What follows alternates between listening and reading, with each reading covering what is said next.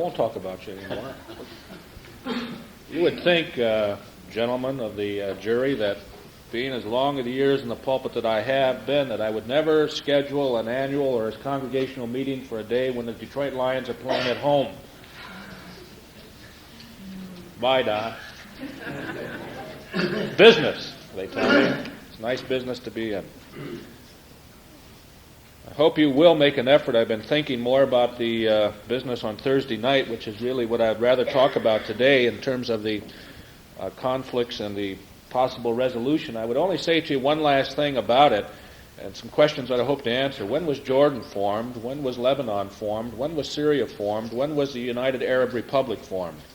If you can answer all those questions, don't come. If you can't, you better come and find out some things, because it'll be a different perspective.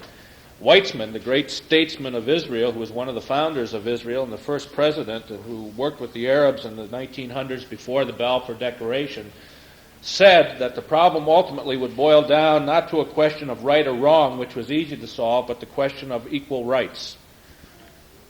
And that's exactly the problem in the Near East today. We're not dealing with questions of right or wrong, but we're talking about rights. And the Arab rights and Jewish rights and Christian rights is now being seen, and the rights of the Druze and a whole host of other people. So it should be a very interesting evening. 7:30 on Thursday night. We've been talking about our congregational heritage in the historical sense on Monday nights, but on Sunday we've been dealing with the theme of congregational faith and practice. And there are a whole host of things. The covenant relationship between individuals and between God. The idea of faith itself, where we spend a couple of weeks trying to understand what faith meant in the modern world. Its relationship to the intellect, its relationship to the inner life, its relationship to learning and growing and changing. As a matter of fact, one of the papers I'm reading this week is to a group of clergymen, a wide range of clergymen. Father, his name just slipped, from president of UOD to me, gives you the range. And the thing I'm going to challenge them on is that primarily clergymen go into seminary signing statements of belief and then find in seminary not growth of faith, but reasons to argue what they already accept to be true. Have you ever thought of that? Most of us as clergymen, and all of us primarily as laymen, have our faith before we ever get to church. Our parents have taught it, and we learn it in Sunday school, and then we grow up accepting it, and we look for sharp reasons to believe what we already know to be true. I had the opportunity one time of teaching Hebrew in a Baptist seminary, and they said to me, before you come in, you sign this long statement. And every student signs it when he enters the seminary, and every year while you're there, you sign it again. And I said, where is the potential for learning, growth, and changing of ideas? Interesting, you see. And we argued and we discussed these kinds of things. We talked about freedom. Freedom of theology, freedom of growth, freedom of development, freedom to argue and fight and tear and do all kinds of things, but to lovingly enjoy each other during it. To grow, to understand, to share and argue back and forth. A responsible freedom, not a freedom that says anything I say is legitimate, but a freedom that says I will responsibly work out my understanding of God and life, and having done so, will share it with you, and together we'll learn about it. Well, this week arrived in the mail from our former pastor, good friend of many of you, Harry Clark. Many of you don't know him, but Harry is a delightful character. Character is the right word. He's up in Milwaukee. Now, Milwaukee is a weird place. It's the only place I've ever been where they expect you, as the pastor, to sit and drink beer with them till 2:30 or 3 in the morning, and then show up at 6 o'clock a.m. for a breakfast and theological discussion. Oh, weird. So Germans up there. Germans are... Sorry about that, Mr. House, but we got some Germans back there in the back row too. Anyhow, I was up and spoke for a few months or a couple years ago, and I took part in what's called the Friday Morning Men's Club. 6:30 in the morning, they gather at the local restaurant, have breakfast, and talk about things. A couple of weeks ago, reading from North Shore News, A couple of weeks ago, the Friday morning men's coffee, cruller, and conversation club gathered at Mark's Big Boy, its usual meeting place. Usually we occupy the back room where we have breakfast and engage in some heady theological conversation. On this particular Friday, however, we discovered, to our dismay, that the back room was already occupied by a lovely, short-skirted group of Whitefish Bay High School cheerleaders. It seems that the Big Boy night crew scheduled them for the room without communicating that fact to the morning crew. It was suggested that we might be welcome to meet with the cheerleaders if we cared to, a suggestion which was not without a certain attraction. However, a poll of a dozen or so men present resulted in our declining that invitation. It was generally felt that while the atmosphere might be pleasant enough, the cheering, which is the girls' stock and trade, would not be conducive to theological introspection. I put it on the side, that was their first mistake. So we settled in a corner of the main dining room, carried on with the business at hand. During our discussion, we noticed a number of the cheerleaders coming and going and suddenly realized what was happening. A number of them were dashing across the street to McDonald's, purchasing breakfast there and returning to eat at Big Boy's.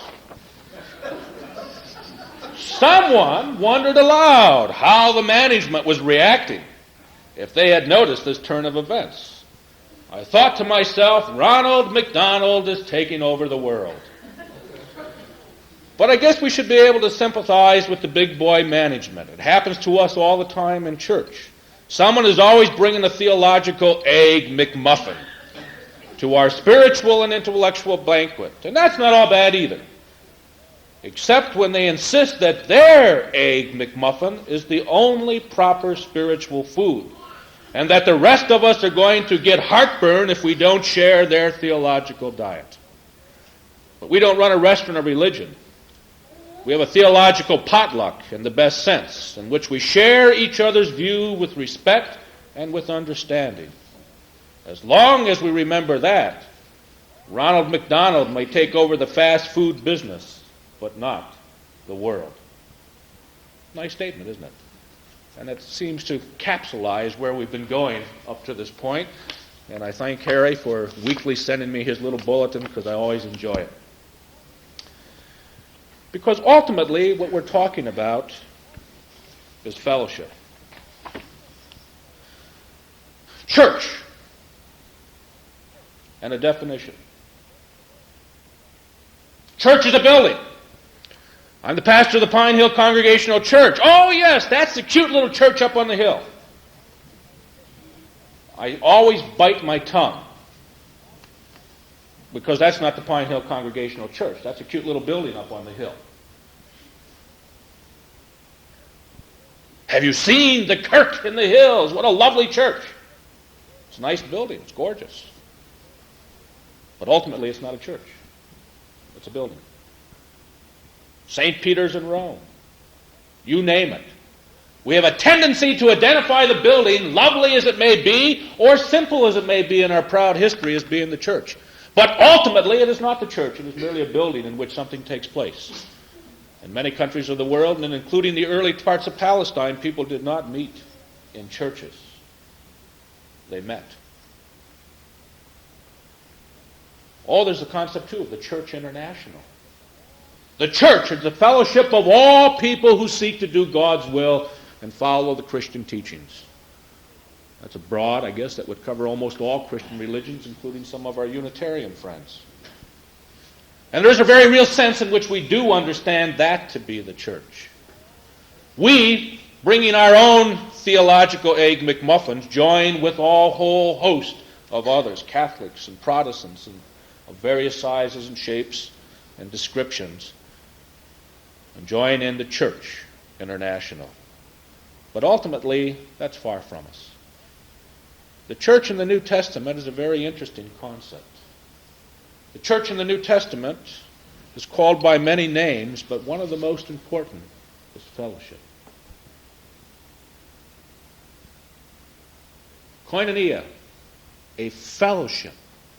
The church is identified not in some sort of an abstract sense with a building or a program or a worldwide relationship, but as a fellowship. And fellowship means people. So whatever I would say that follows, I would argue with us at this particular point that we are dealing at Pine Hill with a fellowship of relationships between one another. I tried to understand what is meant by fellowship, and fellowship is difficult. We had fellowship on Friday evening. It was fun. Couples Club met, and they tasted some wines, and they ate some cheeses, and they talked about it, and they did all kinds of things. They just enjoyed each other's company. And that is fellowship, and usually that's what we limit ourselves to, having a good time. We have fellowship committees whose primary responsibility is to plan a social event. And that is for too many people all fellowship means. Yet when you read the New Testament carefully and you look at what it's trying to do, fellowship includes not only the good times, but the sharing and the participation one with the other in all aspects of life. So in the very first place, I'd say that our fellowship requires participation. It requires a total, complete participation. It's time that we as people who are trying to understand God in our lives make a commitment to God and our lives. It's a time when we make a commitment to try to find out what is essential and what is important and to carry through. For too many years, people of God have given over to others the right of making decisions. It's time for those of us who believe in the fellowship to share with one another the life and death questions. For too long, we've allowed the courts to decide, as in the Quinlan case, what constitutes life, what constitutes death, and what ultimately constitutes morality. I do not blame the courts. I blame those of us of the fellowship who have not taken seriously our active participation together in sharing the responsibility for the climate. We talked about it. It's easy to say we will, but when Dorothy was brought for baptism, we have now, if we are serious and take the words upon our lips seriously, an active obligation to her. Personally. You better look her over. You better get to know her. And you better know her when you see her again. Otherwise, you have said in vain, I will. That's the kind of participation the New Testament required when they talked about fellowship together, where you joined in and you shared in the responsibilities. But I think there's another point too. Not only does one have to participate and share, one has to give. You know, it's the most difficult thing in the world to understand, but most of us are much better at giving than in receiving. You notice that? Most of us find it much easier to give something than to receive it. It's easier to give a compliment than to receive one. You smile when you give the compliment, and you get all embarrassed if somebody compliments you. It's much easier for any one of you to bop over and pick me up and drive me than it is for me to do it to you than for me to ask you to do it. I don't want to put you out. I say, I'm learning something. Most of the time I'm able to drive. Once in a while I can't, but I'm learning something.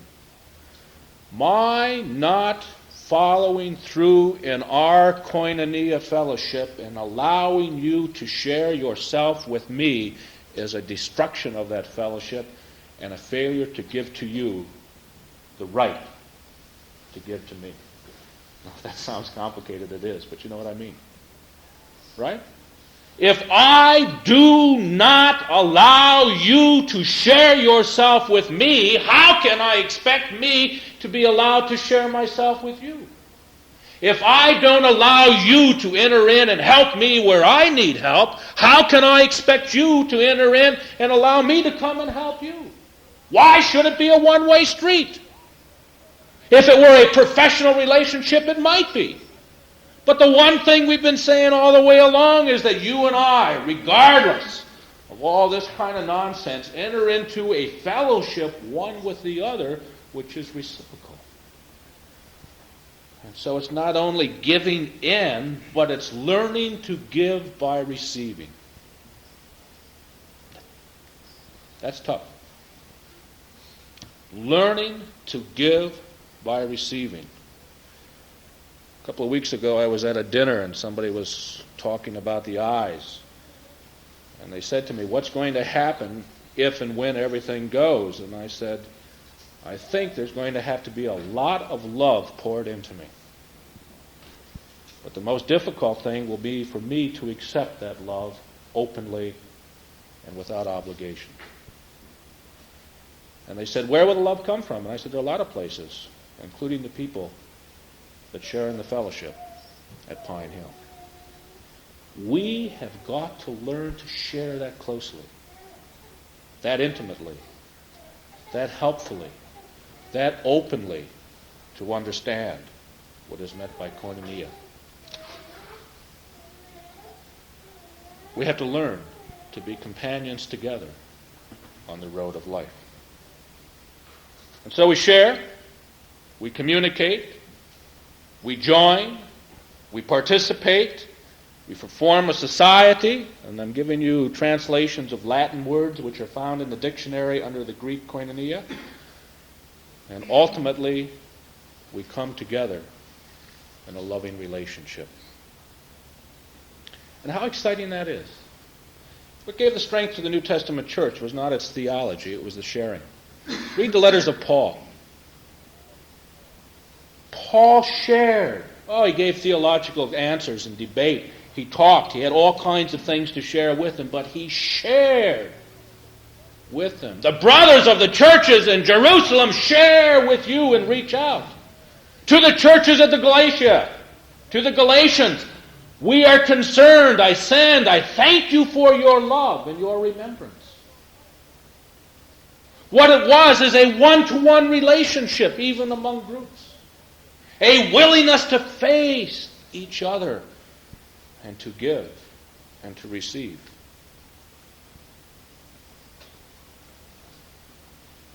And I just have a feeling, somehow or another, that at Pine Hill Church,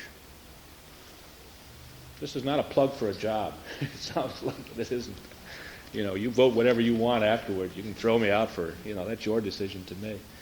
But I have a feeling, in many, many ways, and I want you to know where I am and why this is important, that Pine Hill Church is becoming more and more of a fellowship than any church I've been in.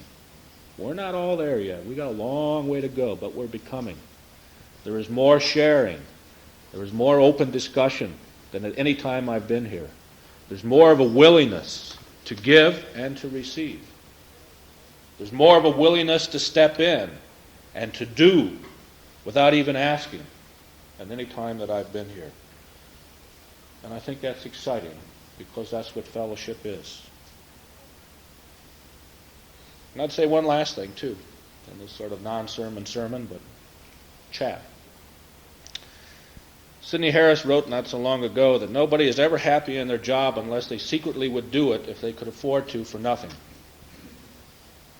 And I think what has made me so happy about Pine Hill is that he has met the definition. The only reason you pay me is I'm not wealthy. But if I were wealthy, I'd do it anyhow. Because the exploration we're doing is that exciting to me. Participation, imparting and receiving, ultimately growing in to fellowship. Open communication, open communion, working together, forming a society known as the fellowship under God.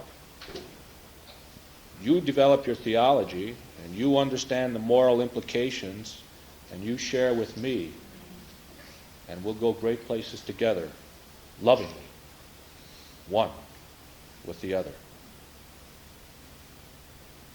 Following the singing of the hymn and the brief prayer, we'll ask that you go downstairs if you'd like and get a cup of coffee and then immediately come back upstairs for the meeting to join in the active participation and responsibility of your fellowship and to hear the presentations which will be made at that particular point.